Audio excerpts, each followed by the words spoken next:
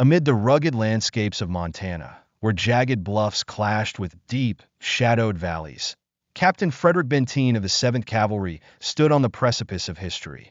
Not in the heroic light he might have envisioned, but as a figure whose legacy would be steeped in controversy. It was June 25, 1876, a date that would be etched into the annals of American military history as the scene of one of its most catastrophic defeats, the Battle of the Little Bighorn. As Benteen prepared for what seemed like an ordinary reconnaissance mission, he could not have foreseen that his actions, or perceived inactions, would become the subject of endless scrutiny by historians, critics, and military scholars. His name would forever be entangled with accusations of betrayal and endless what-ifs, inexorably tied to General George Armstrong Custer and the ill-fated operation that would come to be known as Custer's Last Stand. The Montana sun burned high in the sky that fateful day, its fierce light carving long, jagged shadows into the arid, rocky earth. The soldiers of the 7th Cavalry, worn down by days of grueling marches under the pitiless heat, stood at the ready, their unease palpable. They had pushed through punishing terrain, their bodies bruised by the relentless elements, their minds burdened by an ominous uncertainty that hung heavy in the air like a storm cloud. The tension was nearly suffocating, a weight that seemed to press on every man and beast in the camp. Even the horses, attuned to the unease of their riders, shifted restlessly, pawing at the dusty ground as if yearning to break free from the oppressive atmosphere. Captain Benteen, a veteran officer well-versed in the grim realities of warfare, stood before his commander, General George Armstrong Custer, awaiting orders that he knew could shape the course of their fates. Benteen's seasoned instincts, honed through years of combat, caught the unmistakable signs of impending disaster. The warnings were clear, yet the path forward seemed inescapable.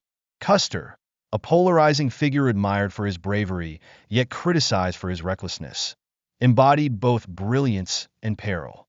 Renowned for his audacity and his unrelenting thirst for glory, Custer's penchant for bold risks often placed those under his command in precarious situations. On this day, his unbridled confidence seemed more dangerous than ever.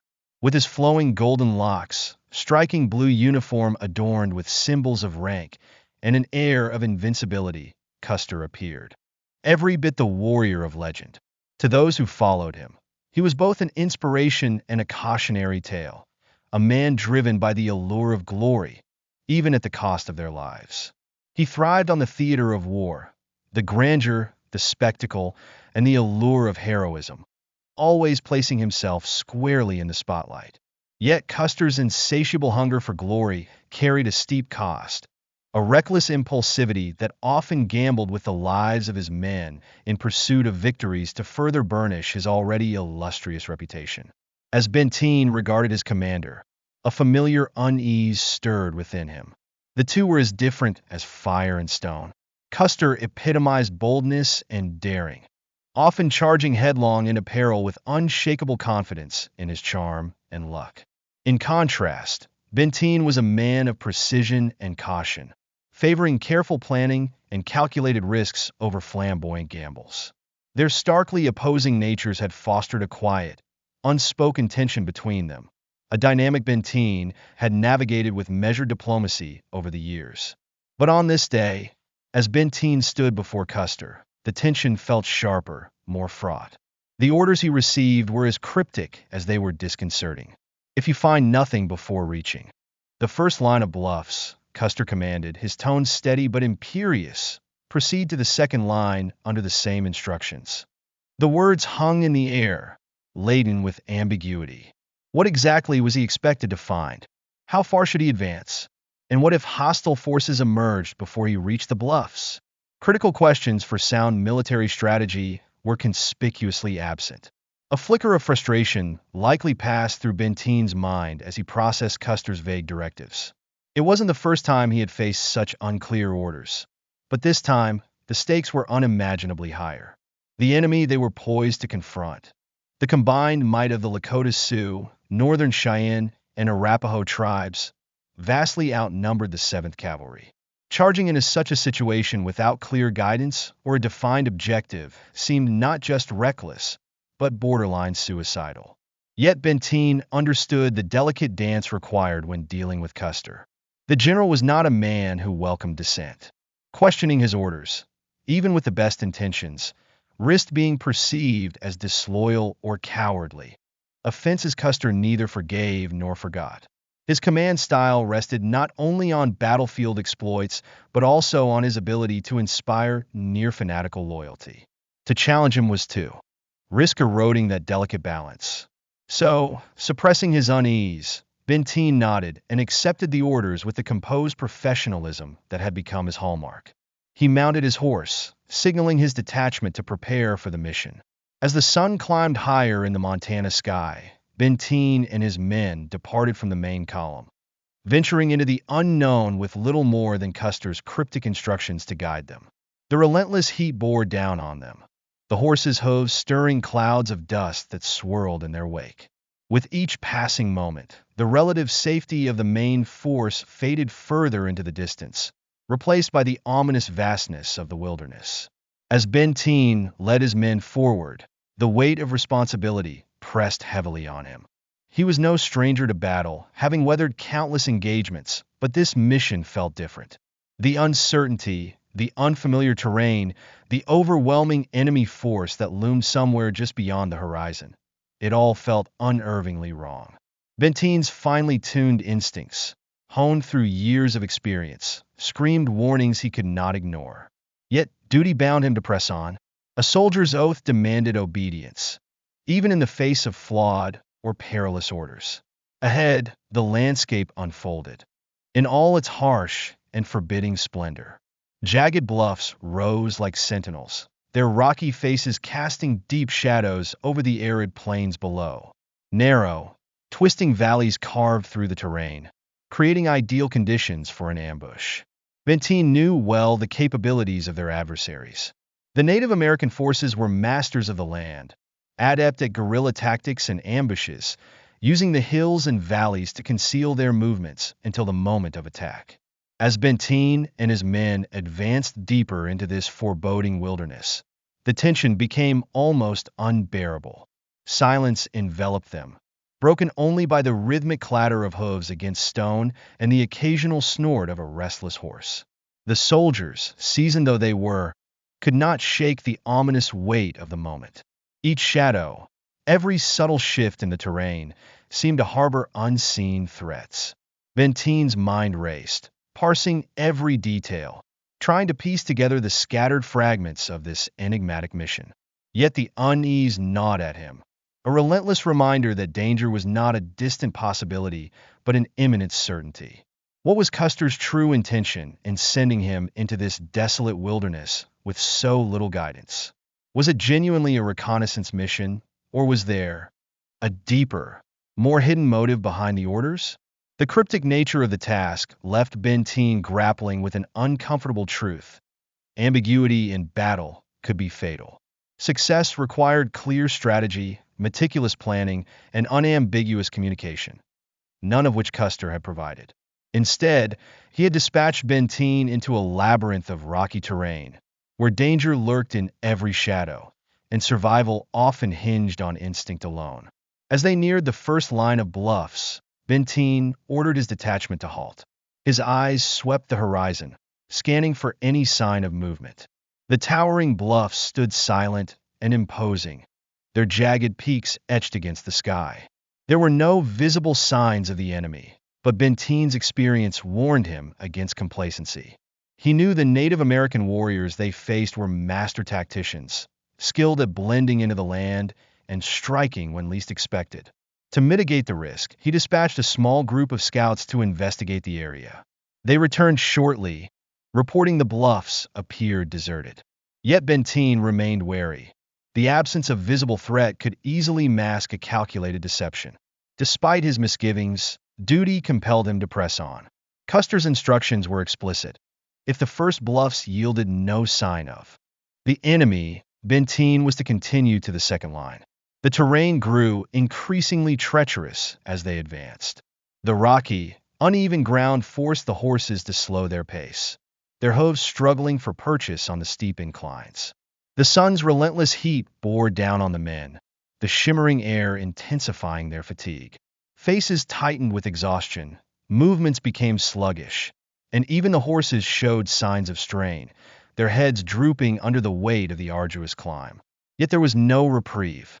Custer's orders had left no room for pause, and Benteen, bound by duty, urged his detachment onward. As they approached the second line of bluffs, a new message from Custer arrived, delivered by Chief Trumpeter Henry Voss. The instructions were as maddeningly vague as before. If nothing was found at the second bluffs, Benteen was to proceed into the valley beyond. The lack of clarity was infuriating. How far was he meant to go? Was there even an end point to this mission, or was he expected to venture endlessly into the unknown? These unanswered questions gnawed at Benteen, yet he suppressed his frustration. His role as a soldier demanded obedience, no matter how ill-conceived the orders seemed. The march dragged them further from the safety of the main column, and with every mile, Benteen's unease deepened. The barren landscape, the unsettling silence, and the ill-defined objectives combined to create a suffocating sense of dread. Each step forward seemed to carry them closer to disaster.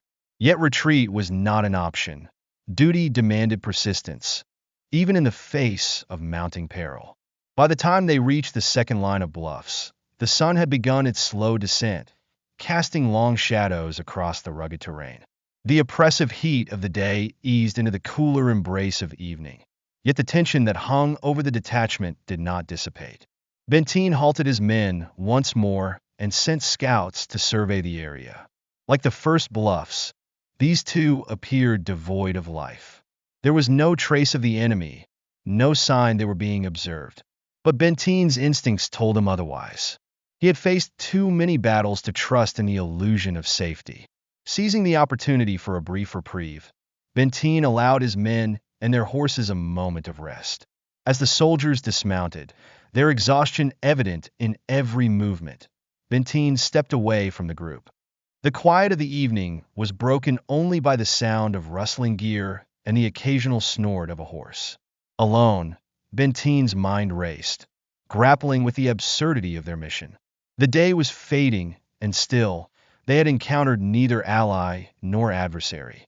Had Custer sent them on a futile chase, or was there a purpose to this apparent aimlessness? Each unanswered question weighed on Benteen like the growing shadows around him. Yet despite the gnawing uncertainty, he resolved to press forward. Duty dictated that he fulfill his orders, no matter how misguided they seemed. But deep down, a persistent unease whispered that the true test of this mission had yet to reveal itself. Was this entire mission simply a diversion, a deliberate effort to draw Benteen and his detachment away from the main force while Custer engaged the enemy elsewhere? The thought gnawed at him. The lack of communication from Custer was deeply troubling, and with each mile they traveled, the more isolated and vulnerable they became. Should an attack come now, there would be no reinforcements, no cavalry to charge to their rescue. They were utterly alone, deep in enemy territory, and the gravity of that isolation weighed heavily on Benteen's shoulders. As the men rested, a rider approached at full gallop. Sergeant Major William Shiro, haggard and dust-covered from his frantic journey, dismounted to deliver yet another message from Custer. The instructions were painfully familiar. If no enemy forces were found at the second line of bluffs, Benteen was to press onward into the next valley, and beyond, if necessary. The maddening lack of clarity stoked the embers of Benteen's growing frustration. How far did Custer expect them to go? When, if ever, would this mission reach its conclusion? And what was the contingency plan if they stumbled upon a superior enemy force? These critical details remained unaddressed, leaving Benteen to wrestle with his doubts in silence. As the detachment prepared to move out once again, Benteen cast a final, lingering glance back at the bluffs they had just traversed. Though majestic in their ruggedness, the landscape seemed to take on an ominous character. Every ridge, every shadow seemed poised to harbor unseen threats, and the oppressive silence felt as though it were holding its breath, waiting for chaos to erupt. Deep down, Benteen knew it was only a matter of time before danger materialized. The journey, deeper into the untamed Montana wilderness grew ever more grueling. The landscape shifted dramatically, transforming from rolling plains into a maze of steep bluffs, jagged ridges, and narrow ravines that seemed almost designed to hinder their progress. Each step forward became a test of endurance. The soldiers, though battle-hardened, showed signs of wear, their movements slowing, their faces drawn tight with exhaustion. The blazing summer sun bore down mercilessly, the shimmering air distorting the horizon and making even the simplest breath feel labored. At the head of the column, Benteen could sense the toll on both his men and their mounts. The horses, usually resilient even in harsh conditions, began to falter, their hooves scraping against loose stones as they struggled to navigate the rocky inclines. Their labored breaths and trembling muscles signaled the limits of their endurance. Benteen's concern deepened. These animals were critical to the mission's success, their strength and speed the only hope for survival should the situation turn dire. Pushing them further felt like an increasingly reckless gamble. The soldiers, too, were nearing their breaking point. Their movements grew cautious, deliberate, as if each step required conscious effort. Yet the psychological strain weighed even heavier than the physical exhaustion. The mission's purpose, vague from the outset, had only become murkier with time, leaving the men to march blindly into uncertainty. The silence of the wilderness was oppressive, the stillness around them amplifying their collective unease. The arrival of Chief Trumpeter Henry Voss earlier in the day had briefly stirred a flicker of anticipation among the troops. But the message he carried, another set of vague instructions from Custer, did little to dispel the pervasive fog of doubt. Proceed to the second line of bluffs if nothing is found at the first, the orders read. What exactly they were supposed to find remained frustratingly undefined. Benteen gritted his teeth, steeling himself against the rising tide of frustration. This mission no longer felt like a standard reconnaissance effort. It felt aimless, a desperate venture into the unknown, driven by conjecture rather than strategy. Yet, as a disciplined soldier, he knew he had no choice but to comply. He pushed his men onward, improvising as best he could in the face of vague directives and mounting peril. As the terrain grew harsher, the signs of strain became impossible to ignore. The bluffs rose steeper, the ravines plunged deeper, and the paths ahead grew more treacherous. Horses stumbled with increasing frequency, and the men, driven by duty but worn thin, moved as though each step might be their last. Yet Benteen knew he could not falter. His men relied on his steadiness, his ability to project calm and confidence even as the mission grew more dire. Benteen's detachment was tasked with securing the left flank, ensuring that no enemy forces could sweep around and ambush Custer's main column. But how could they guard against an unseen enemy in such vast and hostile terrain? The mission felt increasingly like an exercise in futility, its objectives unclear and its dangers ever-present. When Shiro finally arrived with another message from Custer, his appearance alone spoke volumes. Exhausted from his grueling ride, Shiro embodied the physical toll this mission was exacting on everyone involved. Yet the news he brought offered no clarity, no reprieve. The instructions were as maddeningly vague as before. Proceed to the next valley if nothing was found. Each message from Custer deepened the sense that this mission was not only dangerous, but potentially disastrous. As Benteen and his men pressed on into the unforgiving wilderness, the weight of uncertainty grew heavier. The land itself seemed to conspire against them, and the gnawing sense of impending catastrophe lingered at the edges of Benteen's thoughts. Still, he pushed forward, knowing that duty demanded nothing less, even as the path ahead grew darker and more perilous with every step. If Benteen found nothing at the second line of bluffs, he was to push into the valley beyond. And if that yielded no results, he was to continue to the next valley, endlessly marching into uncertainty. A surge of frustration welled within him as he listened to Sergeant Major William Shiro's report. Custer's orders, vague to the point of recklessness, bordered on outright negligence. How far was he expected to push his men and horses? What was he supposed to find in these valleys? There were no answers, only more ambiguous instructions, more grueling miles, and no tangible objective in sight. The thought crossed Benteen's mind that perhaps Custer himself didn't truly know what he was looking for, operating instead on little more than instinct and bravado. By now, Benteen's detachment had ventured over a mile from the main column, the growing distance intensifying their isolation. Each step further into the wilderness deepened their vulnerability. If they were attacked by a large force of Native American warriors, there would be no reinforcements, no chance of retreat. They were utterly alone, and Benteen felt the weight of that reality pressing on his shoulders. Though he understood the strategic importance of securing the flank, he couldn't ignore the sinking realization that this mission was teetering on the edge of disaster.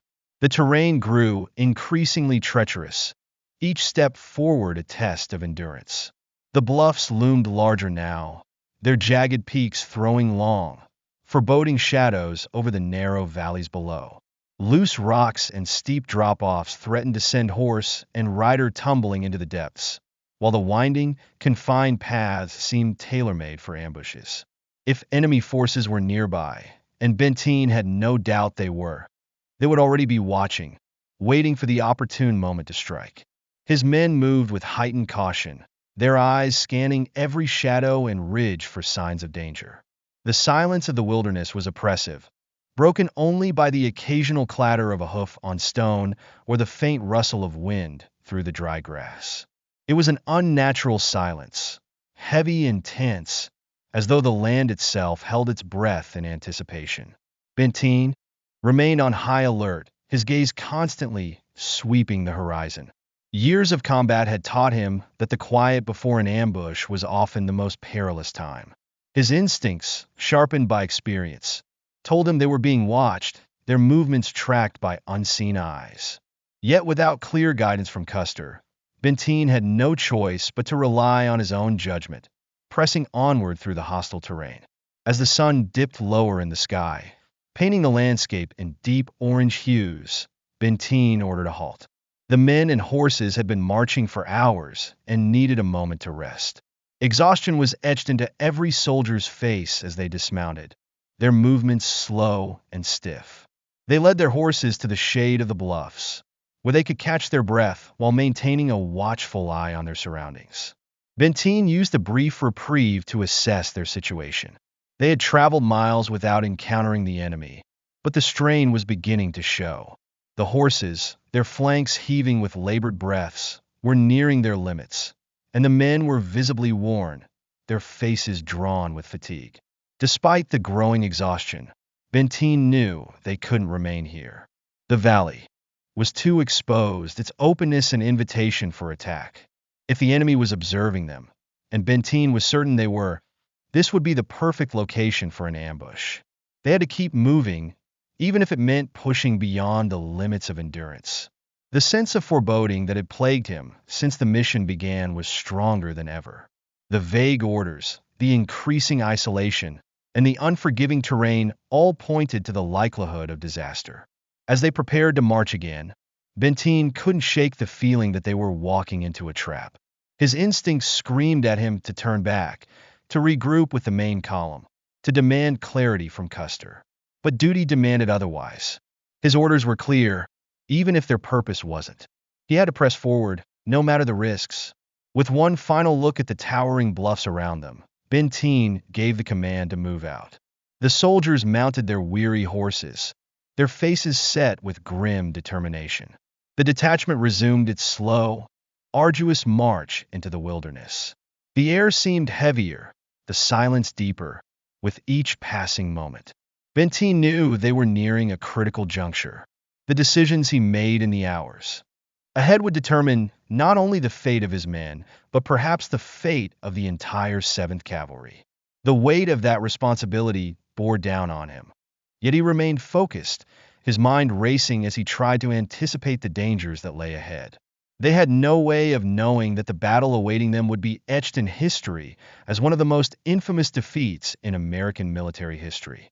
For now, Captain Frederick Benteen's focus was on navigating the unforgiving terrain of Montana, leading his men through confusion and uncertainty, trusting his experience to guide them.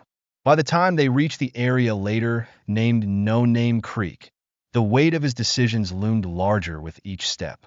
Benteen had pushed his detachment for miles through some of the harshest terrain imaginable, without encountering a single trace of the enemy. The further they ventured, the more apparent it became that their mission was leading them into a void, an empty expanse with no discernible objective. The setting sun cast long shadows over the broken, arid land, and the strain of the march was evident in every movement. The horses, once steadfast companions, were now visibly spent, their sides heaving with labored breaths. The men, seasoned by years of service, wore the exhaustion of the day on their faces. The relentless heat, the uncertainty of their purpose, and the sheer physical toll of the journey had drained them. Benteen, a pragmatic and seasoned officer, recognized that pushing further would not only jeopardize their lives but also compromise their ability to fight should they be called upon. Custer's vague instructions had left Benteen grappling with more questions than answers. He had been tasked with scouting the left flank to secure the main column's safety, but the absence of clear objectives or boundaries rendered the mission more a gamble than a strategy. Where was the enemy? How far was he supposed to go? With each mile, the order seemed less purposeful and more like blind guesswork. Still, Benteen had dutifully followed Custer's directives, though his patience was wearing thin. At No Name Creek, Benteen made a choice that would echo through history. In his judgment, he had fulfilled his mission. He had scouted the left flank extensively and found no sign of the Sioux or Cheyenne forces. His horses were nearing collapse, and his men were at their limits. Continuing deeper, into the wilderness, into an area primed for ambush, would have been reckless. The logical course was to turn back, rejoin the main column, and preserve his detachment's strength for future action. This decision, made with the safety of his men in mind, would later ignite one of the most heated debates surrounding the Battle of Little Bighorn. Critics, both contemporaneous and modern, would argue that had Benteen pressed onward, he might have arrived in time to save Custer and his doomed battalion. But the reality was far more complex. Benteen was not acting in a vacuum. The exhaustion of his detachment, the impossible terrain, and the lack of actionable guidance from Custer all factored into his decision. The land itself seemed to resist their progress. Steep hills rose like barriers, their rocky slopes a constant threat to horse and rider. Narrow, winding creeks offered no relief from the heat and fatigue. It was as if the wilderness conspired to thwart them at every turn. For Benteen, the decision to turn back was not an act of cowardice, but a practical acknowledgement of their limits. A broken and depleted detachment would serve no purpose, least of all to Custer's cause. As Benteen and his men retraced their path toward the main column, the shadows lengthened and the day waned. He understood the gravity of his decision and the scrutiny it might invite if the larger battle ended